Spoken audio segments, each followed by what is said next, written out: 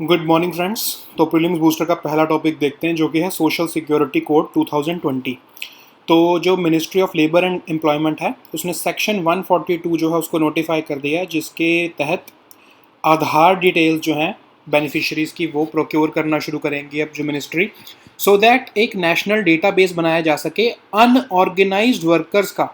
ठीक है, तो अनऑर्गेनाइज्ड आपको पता है ना, 90% तो हमारी जो कंट्री में अनऑर्गेनाइज्ड वर्कर्स हैं उनका डेटाबेस बनाने के लिए जो है गवर्नमेंट ने ये सेक्शन 142 जो सोशल सिक्योरिटी कोड 2020 का है उसको इन्वोक कर दिया है। ठीक है, नोटिफाई भी कर दिया है बेसिकली। सो इसमें हम देखते हैं सोशल सिक्योरिटी कोड जो है वो है क्या। तो सोशल सिक्योरिटी का मतलब होता है कि एक्सेस टू हेल्थ केयर देना और इनकम सिक्योरिटी वर्कर्स को प्रोवाइड करना। अब जो ये कोड है ये 9 लॉज को बेसिकली कंबाइन कर रहा है। ठीक है, कौन कौन से लॉज हैं? बहुत सारे लॉज हैं, उसमें से कुछ जो हैं ये employees provident fund act, maternity benefit act, payment of gratuity act, unorganised workers social security act, इनके अंदर जो है इसको जो है रिप्लेस करेगा 9 लॉज को। ठीक है, ये 4 लॉज के अंदर जो है वो अब जो है कंबाइन कर दिया जाएगा। अब ये एक्ट जो ये कोड है इसके अंदर सेंट्रल गवर्नमेंट बहुत सारी सोशल सिक्योरिटी स्कीम्स को वर्कर्स के बेनिफिट के लिए नोटिफाई करेगी, जैसे कि ईपीएफ स्कीम, ईपीएस स्कीम, फिर इंश्योरेंस की जो एम्प्लॉयज़ की होती है वो वाली स्कीम। ये सारी स्कीम जो है सेंट्रल गवर्नमेंट नोटिफाई करती रहेगी under the social security code. ठीक है, फिर सेंट्रल और स्टेट गवर्नमेंट को कहा है कि वो specific schemes gig workers, platform workers और अनऑर्गेनाइज वर्कर्स के लिए भी चला सकते हैं। अब गिग वर्कर्स कौन से होते हैं? अब जो जैसे आप ऊबर ड्राइवर्स देख लो, ओला कैब के ड्राइवर्स हैं, जोमेटो के जो डिलीवरी बॉयज़ हैं, ये सब हैं गिग वर्कर्स, जो मतलब ट्रेडिशनल एम्प्लॉयर रिलेशनशिप से बाहर है। ठीक है, तो मतलब वो एसोसिएटेड तो हैं किसी कंपनी से, बट वो एक तरह से एम्प्लॉय नहीं है उस कंपनी के। प्लेटफॉर्म वर्कर्स कौन होते हैं? जो जैसे फ्रीलांसर होते हैं कि वो कभी किसी कंपनी से काम ले लेते हैं, या वो 4-5 कंपनी से काम लेके ऑनलाइन अपना काम करते होते हैं। ठीक है, अनऑर्गेनाइज्ड वर्कर्स वो होते हैं जो कोई फॉर्मल एम्प्लॉयमेंट में नहीं है, लेकिन जो है वो सेल्फ एम्प्लॉयड है एक तरह से। ठीक है, अब ये कोड कह रहा है कि बहुत सारी बॉडीज, सेवरल बॉडीज बनाई जाएं so that social security schemes जो है वो इम्प्लीमेंट हो सके। ठीक है, फिर इंस्पेक्शन की भी इसके अंदर प्रोविजंस हैं कि एस्टेब्लिशमेंट्स की इंस्पेक्शन जो है वो सेंट्रल या स्टेट गवर्नमेंट अपने हिसाब से जो है वो बॉडीज़ बना के जो है इंस्पेक्शन करवा सकती हैं। फिर पेनल्टीज़ भी हैं इसके अंदर। ठीक है, अलग अलग अगर कंप्लायंस नहीं हो रही है तो उसके लिए डिफरेंट पेनल्टीज़ भी रखी गई हैं।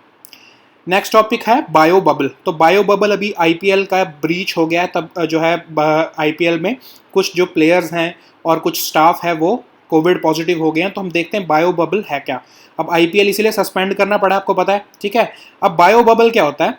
एक इनविजिबल शील्ड है जो कि एक प्लेयर्स के आसपास बना दी जाती है या टीम के आसपास बना दी जाती है। अब ये कोई बेसिकली शील्ड नहीं है, जस्ट उनकी प्रोटेक्शन के लिए जो है वो कुछ प्रिकॉशंस ली जाती हैं, तो उसको हम कहते हैं बायो बबल। ठीक है, एक सेफ और सिक्योर एनवायरनमेंट बनाया जाता है उनके लिए। अब ये बनाया कैसे जाता है? होटल में वो जहाँ घूम रहे हैं, जहाँ वो स्टेडियम में घूम रहे हैं, उनसे दूरी बना के रखेंगे बाकी लोग। उनके साथ सिर्फ वही लोग घूमेंगे जिनकी RT-PCR जो कोविड की जो रिपोर्ट है वो नेगेटिव आई है। ठीक है, ऐसे ऐसे जोन्स बना दिए जाते हैं जो प्रॉपरली सैनिटाइज्ड हैं, और वहाँ पर ही सिर्फ जो है ये जो ये टीम मेंबर्स हैं जा सकते हैं। Match officials, staff members, hotel staff, security personnel, medical teams, ये सब उस बायो बबल का पार्ट होंगे जो कि कोविड नेगेटिव हैं सारे लोग। ठीक है, वही उनके साथ इंटरेक्ट कर सकते हैं। प्लेयर्स को ये अलाउड नहीं होता कि वो बायो बबल बेसिकली क्या है? जो लोग इकट्ठे मतलब कोविड नेगेटिव हैं, तो जिन लोगों के बारे में नहीं पता है कि जो लोग कोविड नेगेटिव हो भी सकते हैं, नहीं भी हो सकते हैं, उनके साथ इंटरेक्शन करना अलाउड नहीं होता प्लेयर्स को। ठीक है, तो ये बेसिकली बायो बबल होता है। अब बायो बबल कैसे वर्क करता है? टीम्स को आइसोलेट करके रखते हैं आउटसाइड वर्ल्ड के साथ। ठीक है, किसी विजिटर, फैमिली, फ्रेंड के साथ भी नहीं मिलने दिया जाता उनको अपने घर भी नहीं जाने दिया जाता, बिकॉज यू डोंट नो कि घर में कोई पॉजिटिव है या नहीं है। ठीक है, ऐसे ही अब ये प्लेयर जो है वो बायो बबल में, कोई भी पर्सन उस बायो बबल में कैसे एंटर करेगा? अब समझ लो कि ऑस्ट्रेलिया से एक प्लेयर चला। ठीक है, पहले तो वहाँ पे जो है अपनी रिपोर्ट चेक कराएगा कि वो अपनी RT-PCR टेस्ट कराएगा और वहाँ पर उसको नेगेटिव होना चाहिए। फिर जब वो इंडिया में आएगा तब भी उसकी जो है कोविड की जो रिपोर्ट है वो नेगेटिव होनी चाहिए, और जब तक उसकी रिपोर्ट का रिजल्ट नहीं आता तब तक उसको आइसोलेट रहना है रूम में, सो दैट वो उस पीरियड में भी किसी के साथ जो है वो कांटेक्ट ना कर ले कोविड पॉजिटिव के साथ, ठीक है। फिर प्लेयर को परमानेंटली एक ब्लूटूथ डिवाइस पहन के रखना पड़ता होता है, जिससे कि जो है वो बीप करेगा जब वो किसी और पर्सन के साथ, जो कि जिसके बारे में उनको नहीं पता है, वो अगर उसकी किसी भी क्लोज प्रॉक्सिमिटी में जाएंगे तो उनको वो बीप करके पता लग जाएगा कि हमको यहाँ पर नहीं जाना है, ठीक है। यूएस ओपन के टाइम पे ब्लूटूथ की जगह पर RFID टैग्स का यूज़ किया गया था। अब ये IPL का बायो बबल कैसे ब्रीच हुआ, ठीक है। वैसे तो ये बहुत सिक्योर होता है, जैसे UAE में जब बायो बबल फॉलो किया गया था लास्ट ईयर, तब एक कंपनी रेस्ट्राटा जो थी वो बहुत प्रोफेशनल कंपनी थी, उसने बहुत अच्छे तरीके से जो है इसको मैनेज किया था। लेकिन 2021 में क्या हुआ कि उन्होंने जो है BCCI ने जो है वो एक लोकल कंपनी को ही जो है कॉन्ट्रैक्ट दे दिया ये बायो बबल का, ठीक है, जिसके पास कोई उतना खास एक्सपीरियंस नहीं था। फिर जो ट्रैकिंग डिवाइस जो कि प्लेयर्स जो है वो पहन रहे थे वो भी जो है कई बार ख़राब हो जाते थे, तो उससे क्या हुआ कि उनको टाइमली जो है अपडेट्स नहीं मिल पाई, वो जो है वो बीप ही नहीं हो पाता था अगर वो अभी बायो बबल को ब्रीच करते थे, तो उससे क्या होता था, पता ही नहीं लगा कि जो प्लेयर्स हैं या टीम मेंबर्स हैं वो कब किसी और के कांटेक्ट में आ गए। फिर जो है टेस्टिंग और क्वारंटीन प्रोटोकॉल्स जो है उसका भी ध्यान नहीं रखा गया, क्योंकि देखो बायो बबल जब ब्रीच हो रहा है, अब कैसे ब्रीच हो सकता है, वो कोई ग्राउंड स्टाफ आ जाएगा, कोई जैसे होटल का स्टाफ जो कि बायो बबल का पार्ट नहीं है वो अगर आ गया, या फिर कोई केटरिंग वाले या जो है DJ वाले ड्राइवर्स जो हैं, ये सब जब आने शुरू हो जाते हैं बायो बबल को ब्रीच कर देते हैं। तो अगर आपका डिवाइस नहीं चल रहा है और आप ध्यान भी नहीं रख रहे हो तो ये बायो बबल ब्रीच हो सकता है, ठीक है। अब BCCI ने सबसे बड़ी क्या गलती की कि पहले तो उन्होंने सब कुछ सेंट्रलाइज किया था कि BCCI जो है ये कंपनी के थ्रू सब कुछ मैनेज कर रही थी। इस बार BCCI ने क्या गलती कर दी, उन्होंने जो है जितनी भी टीम्स थी उनको कहा कि आप अपने बायो बबल खुद बनाओ, ठीक है। अब उसमें क्या होता है कि कई जो फ्रेंचाइजीज हैं उन्होंने खुद जो है बहुत अच्छे एफिशिएंटली काम किया, कईयों का इतना अच्छा नहीं था वो बायो बबल, तो वो ब्रीच हो गया, ठीक है। तो ये प्रॉब्लम्स इस बार IPL के बायो बबल में रही हैं। नेक्स्ट टॉपिक है G7 समिट। तो ग्रुप ऑफ 7 का जो ये समिट है, बेसिकली अभी तो फॉरेन मिनिस्टर्स का हुआ है, तो उसमें कहा गया है कि असर्टिव चाइना को कैसे हम जो है कॉमन फ्रंट के थ्रू जो है वो चैलेंज कर सकते हैं, उसके बारे में बात की गई है। अब मेंबर्स ने क्या कहा है, Canada, France, Germany, Italy, Japan, UK, US, इन सब ने कंसर्न्स दिखाए हैं कि चाइना जो है वो बहुत डिफरेंट अप्रोच दिखा रहा है, China has become very assertive, और इन सब ने अलग अलग अपनी अप्रोच जो है वो जाहिर की है, ठीक है। जापान जो है उसकी हमेशा टेंशन्स रही है चाइना के साथ, लेकिन वो सैंक्शंस नहीं लगाने के फेवर में है, बिकॉज उनके ट्रेड रिलेशंस भी बहुत अच्छे हैं चाइना के साथ। इटली है वो बहुत ज़्यादा चाइना फ्रेंडली हो चुका है because of investments from China in their country, तो इटली के भी थोड़े से डिफरेंट जो है वो ऑब्जेक्टिव्स हैं vis-a-vis रिलेशन टू चाइना। अब US प्रेसिडेंट जो है उन्होंने जो है एक अलायंस ऑफ डेमोक्रेसीज बनाने की बात की थी कि G7 के अलावा हम 3 जो है डेमोक्रेसीज, इंडिया, साउथ कोरिया और ऑस्ट्रेलिया को भी बुलाएंगे। उसी बेसिस पर जो है हमारे फॉरेन मिनिस्टर जो हैं, जो हमारे एक्सटर्नल अफेयर्स मिनिस्टर हैं जयशंकर जी, वो लंदन गए हुए हैं, ठीक है। तो ये G7 के बारे में। अब G7 को थोड़ी सी हिस्ट्री देखते हैं। G7 कब एमर्ज हुआ, जब 1970s में अरब इजरायली वॉर के बाद जो OPEC था उसने कनाडा, जापान, नीदरलैंड्स और USA के खिलाफ ऑयल एम्बार्गो लगा दिया। तो फिर फ्रेंच प्रेसिडेंट जो थे उन्होंने फाइनेंस मिनिस्टर्स की मीटिंग बुलाई, मोस्ट डेवलप्ड जो 5 कंट्रीज थी OECD की, उनकी मीटिंग बुलाई, US, जर्मनी, जापान, इटली और UK की, ठीक है। फिर उसके बाद जो है 1976 में G7 समिट सबसे पहली बार की गई, जिसमें कनाडा को इंक्लूड किया गया, और यूरोपियन यूनियन को भी एक नॉन एन्यूमरेटेड मेंबर की तरह जो है अटेंड करने की परमिशन मिली। फिर उसके बाद जो है 1998 में जाके रशियन फेडरेशन को भी अलाउ किया गया कि वो भी जो है इस क्लब को ज्वाइन करे G7 को, जिसके बाद रशिया के ज्वाइनिंग के बाद G8 बना दिया गया। लेकिन 2014 में जब क्राइमिया को अनेक्स कर लिया था रशिया ने, तो उसको बाहर निकाल दिया गया और G8 जो है वो दोबारा G7 बन गया। अब G7 के ऊपर कुछ कहा जाता है कि ये बिल्कुल अब जो है चेंजिंग इकोनॉमिक रियलिटीज़ को रिफ्लेक्ट नहीं करता। जब ये बनाया गया था तो इसकी जो इकोनॉमीज़ थी, जो ये मेंबर थी जो 7 कंट्रीज़, ये 2/3 ऑफ ग्लोबल GDP को जो है रिप्रेजेंट करती थी। लेकिन अब जो है समय बदल गया है, इकोनॉमिक्स बदल चुकी है, अब ये सिर्फ 1/3 ऑफ ग्लोबल जीडीपी को पीपीपी बेसिस पर जो है वो जो रिप्रेजेंट करती हैं।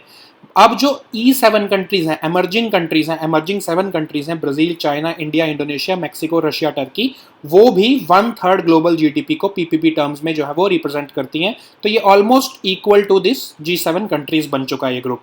ठीक है, अब इंडिया के लिए भी बहुत स्ट्रॉन्ग केस बनाया जाता है कि इंडिया को भी इसका पार्ट होना चाहिए, बिकॉज इंडिया का कहा जाता है कि बाय 2030 17 ट्रिलियन जीडीपी हो जाएगा ऑन पीपीपी बेसिस, और 42 ट्रिलियन हो जाएगा इन 2050 जस्ट आफ्टर चाइना। ठीक है, इवन यूएस से भी ज़्यादा जो है वो पीपीपी बेसिस पर जो है इंडिया का जीडीपी हो जाएगा। तो India is strongly poised to become a member of G7 countries.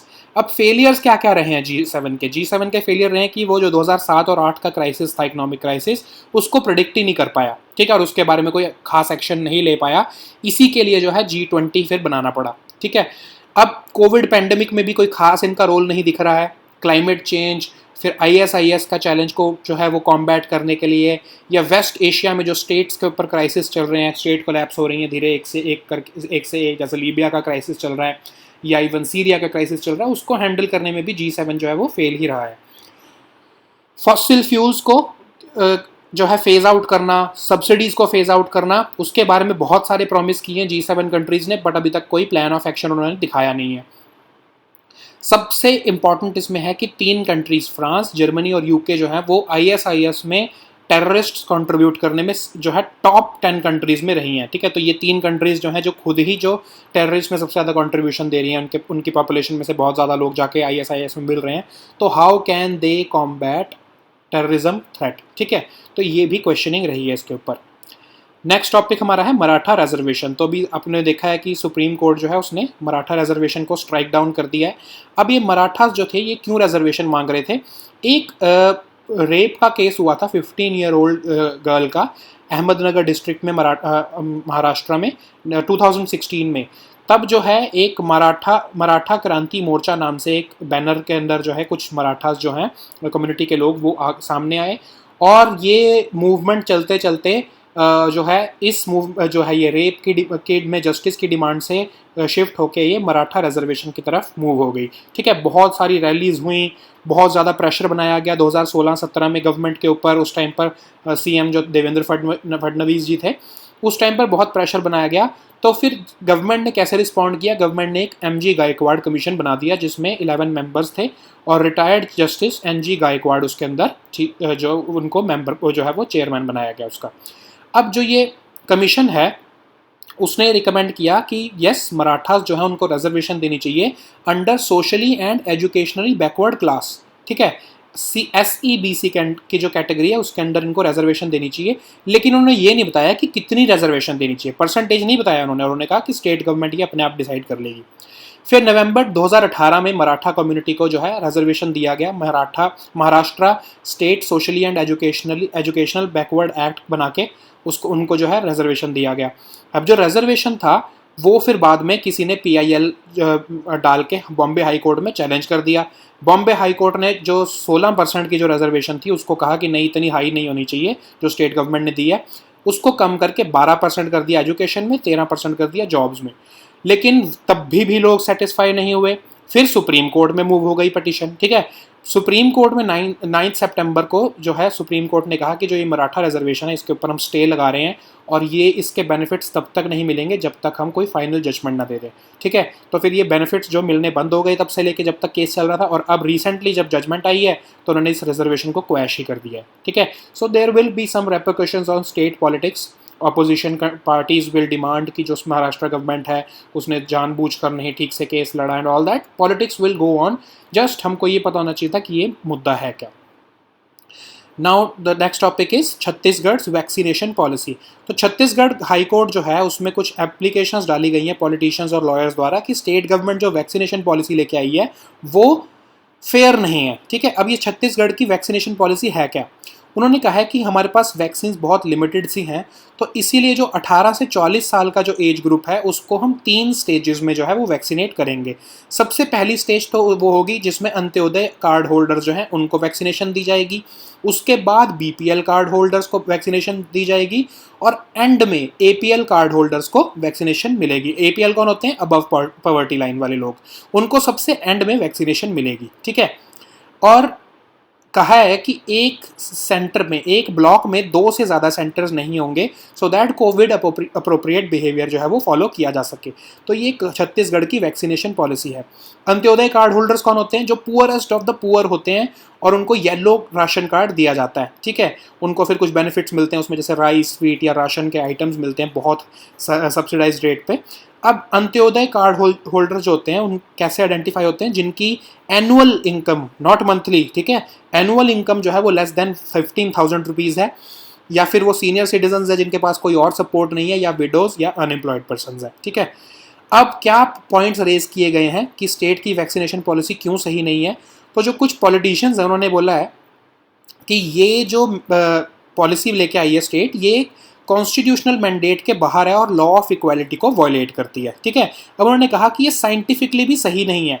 अब जो कोविड है वो क्या आपकी इकोनॉमिक कैटेगरी को देख के आपको अटैक कर रहा है? नहीं, वो सबको सिमिलर अटैक कर रहा है। It is attacking everyone equally. कोई इसके अंदर आप फिर इकोनॉमिक क्राइटेरिया कैसे ला सकते हो कि हम पहले गरीबों को करेंगे या हम पहले अमीरों को करेंगे? Because it is affecting everyone equally, ठीक है। अब उसमें कहा है, जो एमएलए वहाँ पर थे एक जो है अमित जोगी, जो उन्होंने कहा है कि सारी स्टेट्स या सारी कंट्रीज जो हैं वो वल्नरेबल और कोमॉर्बिडिटीज़ वाले जो पेशेंट्स हैं उनको प्रेफरेंस दे रही है, because that is scientifically proven कि इनको सबसे ज़्यादा अफेक्ट हो रहा है, ठीक है। जो सीनियर सिटीजन्स हैं या सुपर सीनियर सिटीजन्स हैं या कोमॉर्बिडिटीज़ वाले लोग हैं, जिनको डायबिटीज़, ब्लड प्रेशर या कोई बीमारी हो सकती है, उनको ज़्यादा अफेक्ट कर रहा है, तो उनको आपको प्रेफरेंस देनी चाहिए थी, rather than on the basis of economics, या फिर बेसिकली पुअर लोगों को, या बेसिकली कोई भी क्राइटेरिया जो कि क्लास बेस्ड हो। फिर ये कहा गया है कि जो स्टेट को ना अब ये सब क्लासिफिकेशन जो है नहीं करनी चाहिए इकोनॉमिक्स के बेस पे, और इसको क्वैश कर देना चाहिए। लेकिन छत्तीसगढ़ गवर्नमेंट का क्या रिप्लाई है? छत्तीसगढ़ गवर्नमेंट कह रही है कि जो ये अंत्योदय ग्रुप वाले लोग हैं ये इतने गरीब हैं और ये इतने रिमोट एरियाज़ में रहते हैं, ये इतने बेचारे इलिटरेट है कि इनको पता ही नहीं है कि कोविड-19 जो है उसके ऊपर गवर्नमेंट क्या एक्शन ले रही है, या कोविड-19 है क्या, या फिर इसको कैसे जो है डील किया जा सकता है, इसके सिम्टम्स क्या हैं, उनको इसके बारे में कुछ भी नहीं पता है। उसकी वजह से क्या हो रहा है कि वो बहुत फ्रीली मूव कर रहे हैं और उनको जो है ये डिसीज़ वो ज़्यादा फैला रहे हैं, ठीक है। इसीलिए इनको हम सबसे पहले टारगेट कर रहे हैं, बिकॉज इनको कुछ पता ही नहीं है। इनको हम वैक्सीनेट जब कर देंगे तो अगर ये फ्रीली मूव भी करेंगे तो हमको खतरा बाकी पॉपुलेशन को नहीं रहेगा। This is the argument given by advocate general of Chhattisgarh government, ठीक है। अब ये केस आगे चलेगा, अभी कुछ दिनों में है हाई कोर्ट में दोबारा ये केस चलेगा, so we'll get on with this case again. अब नेक्स्ट टॉपिक हमारा है प्रोनिंग। प्रोनिंग पोजीशन बहुत फेमस हुई है जब से जो है ऑक्सीजन की जो है इशू आ रहा है लोगों को in this second corona virus जो वेव में। तो प्रोनिंग पोजीशन है क्या? ये एक मेडिकली अप्रूव्ड पोजीशन है जिसमें पेशेंट्स को अपने एब्डोमेन के ऊपर बेसिस जो है एब्डोमेन जो है उसके के ऊपर लेटने को कहा जाता है, सो दैट उनके जो है ऑक्सीजन लेवल्स जो हैं वो बढ़ जाएं, ठीक है। अब ये देखा गया कि एक 82 year old Covid positive patient थे जिनके ऑक्सीजन लेवल 75 से 94 जो है वो इम्प्रूव हुए, just because she was sleeping in a proning position, ठीक है। अभी प्रोनिंग पोजिशन क्या होती है? इसमें आप समझ लो पेट के बल जो है वो लेटते हो, आप उसके पेट के नीचे, फिर अपने लेग्स के नीचे, अपने नेक के नीचे जो है पिलोज़ को लगाते हो। उससे क्या होता है कि आपके जो लंग्स हैं उसके जो एल्वियोलाई होते हैं वो जो मतलब एक स्मॉल आपके जैसे बलून टाइप होते हैं वो खुल जाते हैं। उससे क्या होता है कि आप ज़्यादा अच्छे से सांस ले पाते हो। ज़्यादा अच्छे से सांस ले पाते हो तो आपकी बॉडी में ज़्यादा ऑक्सीजन जाती है, ठीक है। तो आपकी बॉडी में जो ऑक्सीजन की कंसनट्रेशन है वो इम्प्रूव होने लग जाती है, ठीक है। A person is made to lie on his or her Bailey using pillows, ठीक है। जो पिलोज को रख के जो है उसको आप लेट के जो है अपनी पोजीशन को, आप इसके ऊपर यूट्यूब वीडियो ज़रूर देखना कैसे प्रोनिंग पोजीशन जो है वो आप लेट सकते हो, ठीक है। इससे आपको और आपके जो फैमिली मेम्बर्स हैं उनको भी हेल्प होगा। भगवान ना करे अगर आपको कभी ऐसे ज़रूरत पड़े, बट अगर ज़रूरत पड़ी तो आपको पता होगा कि कैसे जो है ऑक्सीजन के जो लेवल्स हैं उसको इंक्रीज़ किया जा सकता है naturally just with the help of pillows. ठीक है, अब डॉक्टर्स कहते हैं कि मिनिमम 30 मिनट तक ये प्रोनिंग पोजीशन का यूज़ करना चाहिए और मैक्सिमम सिर्फ 2 आवर्स तक इसका डेली यूज़ करना चाहिए।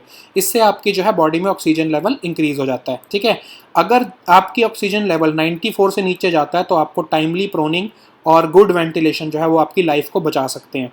ठीक है, एल्वियोली यूनिट्स जो होते हैं वो उसको ओपन कर देता है। आप जब ऐसी पोजीशन में लेटते हो या आप बैठते हो, बैठने में फाउलर पोजीशन क्या होती है, पेट को अंदर करके जब आप ऐसे बैठते हो, जैसे आप समझ लो किसी रिलैक्सर्स होते हैं उनके ऊपर आप जब बैठते हो, जैसे कि आपने देखा होगा ना, तो इसको भी पोजीशन को भी आप यूट्यूब में देखना। इट्स डिफ़िकल्ट कि मैं आपको यहाँ पर ऐसे समझा पाऊँ। ठीक है, तो ये भी आप देखोगे तो आपको पता लगेगा कि this is also helping you to जो है this is also helping you to take more this is also helping you to breathe more freely than when you lie down in a normal position। ठीक है, सो ये proning और ये Fowler position, this is basically दोनों positions जो है ये आपकी रेस्पिरेशन को जो है ये इंप्रूव करते हैं, तो इसको आप ज़रूर देखना। ठीक है, अब नीडेड क्या होता है प्रोनिंग में, सिर्फ पिलोज़ की ज़रूरत होती है, 4 से 5 पिलोज़ लगते हैं, उसमें आपको लेटने की पोजीशन में आपको जो है ये हेल्प हो जाता है और उससे आपके जो है जो ऑक्सीजन की जो है लेवल्स इंक्रीज होने लग जाते हैं। ठीक है, so these were are topics for today. We'll meet next time with new topics. Until then, goodbye and take care.